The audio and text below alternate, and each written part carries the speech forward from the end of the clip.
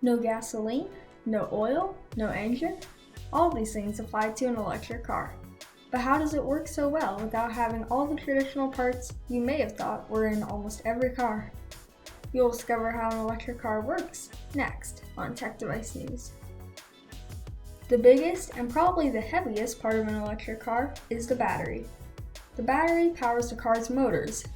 No, I'm not talking about the tiny 12-volt lead-acid battery under the hood. I mean the battery that runs the entire car. The one in a Tesla weighs over 2,000 pounds and is a series of lithium-ion cells specially arranged to produce the correct amount of power needed to run the car. Coolant is also passed through all the batteries to keep them cool and at a stable temperature. For electric cars, battery size is measured in kilowatt hours.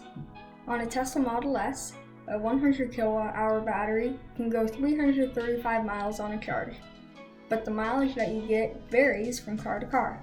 On a Tesla Model X with the same size battery, you can only get 295 miles on a full charge. That is due to the aerodynamic differences. After all, one is an SUV and the other is a sedan. The motor is another big driver of the car. In order for the motor to get energy, the inverter must convert the battery pack's DC power into AC electricity to power up the motor. The inverter also controls the motor speed and the power output.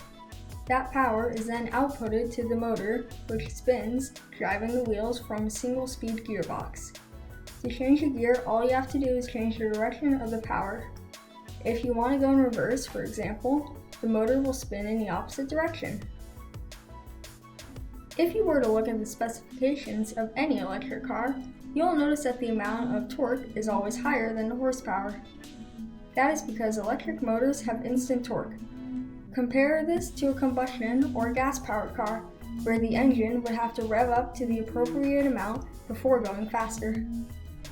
There are quite a few other advantages with electric cars, one of which is that some have a front trunk or a frunk. Since there is no engine, there is nothing to put under the hood. Another bonus is that the cost to run them is very minimal. Unlike a car with an engine, you don't have to go out for oil changes or coolant refills, and there is no need to change engine filters.